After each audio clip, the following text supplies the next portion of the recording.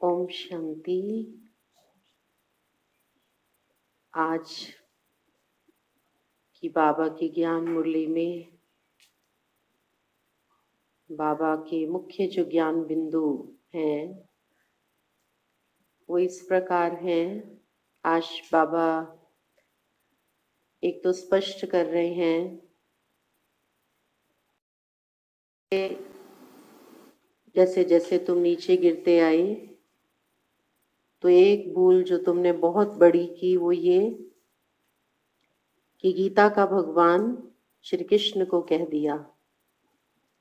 तो आज बाबा मुरली में हम बच्चों को फिर से पक्का करा रहे हैं और जितना जितना हमारी बुद्धि में ये बात बैठती जाती है कि गीता का ज्ञान शिव बाबा ने दिया है, तो बाबा कहते हैं कि और जो मनुष्य हैं उनकी बुद्धि में भी ये बात बिठाओ कि गीता का ज्ञान स्वयं परमपिता परमात्मा शिव बाबा ने दिया है। श्री कृष्ण देवता हैं और गीता का ज्ञान किस समय दिया था परमात्मा ने? जब युद्ध का वातावरण था, कुरुक्षेत्र का मैदान था। तो आज वही महाभारत का समय चल रहा है। गीता का ज्ञान परमात्मा ने दिया, उसका उद्देश्य क्या था? अनेक अधर्मों का विनाश और सत्य धर्म की स्थापना। तो ये मूल बाबा कहते हैं बात है जो तुम्हें सिद्ध करनी है। अगर गीता के ज्ञानदाता श्री कृष्ण होते तो फिर गीता में ये महावाक्य न लिखे हुए होते कि हे अर्जुन, मैं इस सृष्टि चक्र का अध्यक्ष हूँ, ये सृष्टि चक्र मेरी अध्यक्षता में घूमता है, तुम मेरी शरण में आओ तो मैं तुम्हें सर्व पापों से मुक्त कर दूंगा। मैं अधर्म का नाश करता हूँ और सत्य धर्म की स्थापना करता हूँ।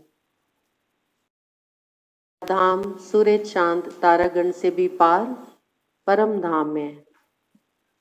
आदि आदि इन महावाक्यों से ये सिद्ध होता है कि गीता का ज्ञान स्वयं परमपिता परमात्मा ने दिया है।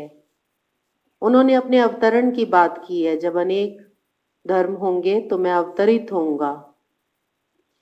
किसी महान पुरुष ने अपने जन्म की बात नहीं कही है कि जब धर्मग्लानि का समय होगा तो मैं जन्म लूंगा। परमात्मा ने कहा है कि मैं अवतरित होऊंगा। श्री कृष्ण एक देव आत्मा है, महान आत्मा है, इसमें कोई संदेह नहीं है।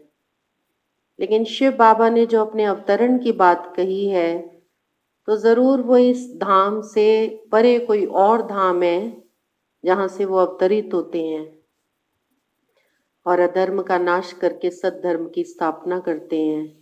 गीता के ये भी वचन है कि जब मैं आता हूं तो मैं साधारण वृद्ध तन का आधार लेता हूं और मुझे कोटों में कोऊ, कोओं में भी कोऊ पहचानते हैं। श्री कृष्ण, उनकी छवि इतनी सुंदर, इतनी मनमोहक, इतनी आकर्षक है कि अगर वो आज प्रकट हो जाते तो कोटों में कोऊ के पहचानने की बात न रहती। सब उनको स्वाभाविक रूप से उनकी उस सुंदर स्वरूप को पहचान जाते और उनके पीछे चटक जाते। गीता का ज्ञान द्वापर युग के अंत में नहीं दिया।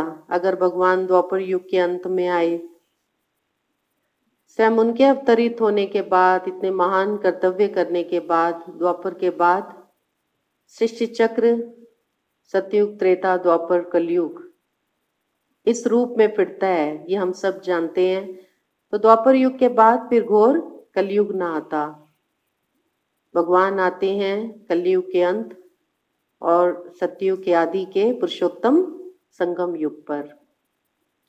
तो आज बाबा इस पर बहुत जोर दे रहे हैं कि बच्चे, ये 3 बातें हैं जो तुम्हें मुख्य सबको समझानी है।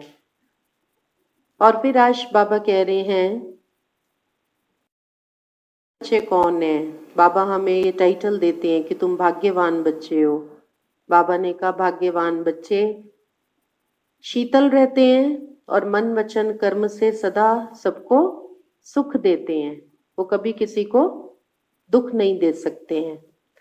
बाबा ने उसके ऊपर विस्तार पूर्वक समझाया है, वो हम स्वयं बाबा की वाणी सुनेंगे। और फिर उसके साथ ही साथ आज बाबा ने कहा नाम रूप की बीमारी ये बहुत गंदी है। किसी के भी नाम रूप में तुम बच्चों को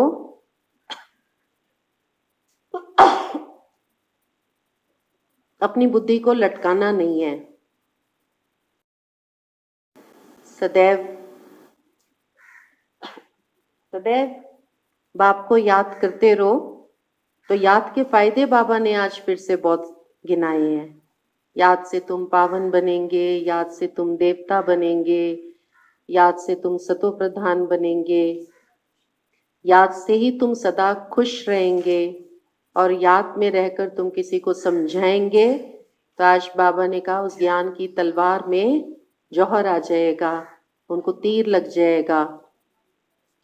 और याद से ही तुम कर्मातीत अवस्था को प्राप्त करेंगे, और याद से ही तुम बच्चे गुलगुल बनेंगे, याद से ही तुम्हारी कमाई होगी, याद से तुम सदा हर्षित रहेंगे। बहुत सारे फायदे आज बाबा सुना रहे हैं।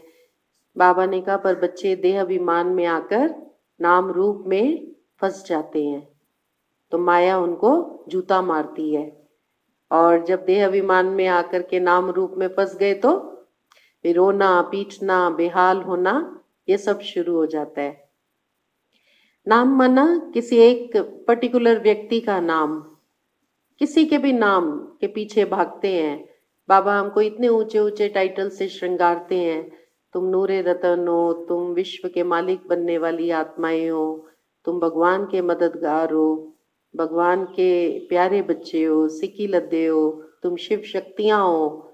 और देखेंगे दुनिया में कोई बहुत व्यक्ति नाम वाला है, उसको बहुत प्रसिद्धि प्राप्त है, चाहे वो कोई पॉलिटिकल लीडर्स हो, चाहे वो कोई बॉलीवुड हॉलीवुड के एक्टर एक्ट्रेसेस हो, बस जैसे ही मालूम पड़ेगा वो आ रहे हैं या उनका उनसे कहीं जाकर के मिलना जुलना होगा तो उनके साथ फोटोज खिंचाना। जो इस दुनिया का नामधारी व्यक्ति है उसके पीछे पीछे भागना।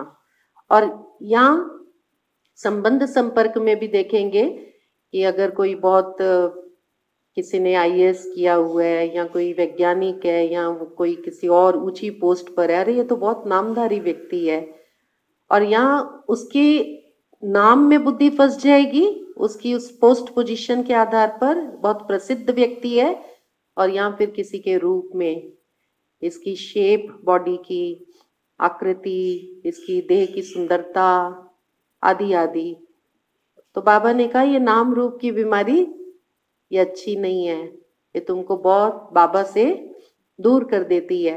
तो जैसे उस बीमारी के सिम्टम्स होते हैं, इस बीमारी के भी सिम्टम्स होते हैं। यहाँ पे स्पिरिचुअल एक तरीके से देखो तो उनकी अवस्था धीरे धीरे बहुत नीचे जाने लगती है, निराश होने लगते हैं, उदास होने लगते हैं, अंदर अंदर दुखी होने लगते हैं, क्योंकि जिसके नाम रूप में फंसते हैं उसी का ही चिंतन करते रहते हैं। उन्हीं को ही घड़ी घड़ी मैसेज भेजेंगे, फोन कॉल चलती रहेंगी, उन्हीं का ख्याल चलता रहेगा, वो कैसे हैं, किस स्थिति में है, उनकी सारी दिनचर्या इनको मालूम होगी। अगर वो चिंता में है तो उससे ज्यादा इनको चिंता हो जाएगी, उनको कोई दुख आया तो उससे ज्यादा इनको लगेगा कि हम दुखी हो गए हैं। कोई भी परेशानी उनको आएगी तो कहेंगे तुम चिंता नहीं करो, हम तुम्हारी संभाल करेंगे, तुम्हारा कष्ट हमारा कष्ट है। गुप्त प्राइवेट एक दूसरे से बातचीत चलती रहेगी। तो ये नाम रूप की बीमारी बाबा कहते हैं ये बहुत कड़ी है, ये बाबा से तुमको बहुत बहुत दूर ले जाती है। और फिर आज बाबा सेवा के ऊपर भी बहुत जोर दे रहे हैं, वो अभी हम बाबा के ही महावाक्यों में सुनेंगे कि आज बाबा सेवा का भी हम बच्चों को उमंग उत्साह कैसे दिला रहे हैं। तो कर्मणा सेवा तो आजकल आप सभी सेंटर्स पर जो परिवारों में रह रहे हैं नहीं आ सकते हैं, लेकिन घर परिवार में रहते हुए आज मनसा सेवा और वाचा सेवा सब बाबा के बच्चे कर सकते हैं, अपने मित्र संबंधियों की बहुत सेवा कर सकते हैं। तो आज बाबा वाचा सेवा के लिए भी बहुत जोर दे रहे हैं। बाबा कहते हैं मेरे को उमंग दिलाना पड़ता है बच्चों को, सबको बाबा का संदेश दो। और फिर अंत में आज बाबा ने वरदान दिया, एकांत प्रिय बनो और इकोनॉमिकल बनो। तो बाबा ने कहा एकांत प्रिय और एक नाम वाले बच्चे और इकोनॉमी वाले बच्चे। तो बाबा ने कहा वो हलचल में भी सदा अचल रहेंगे।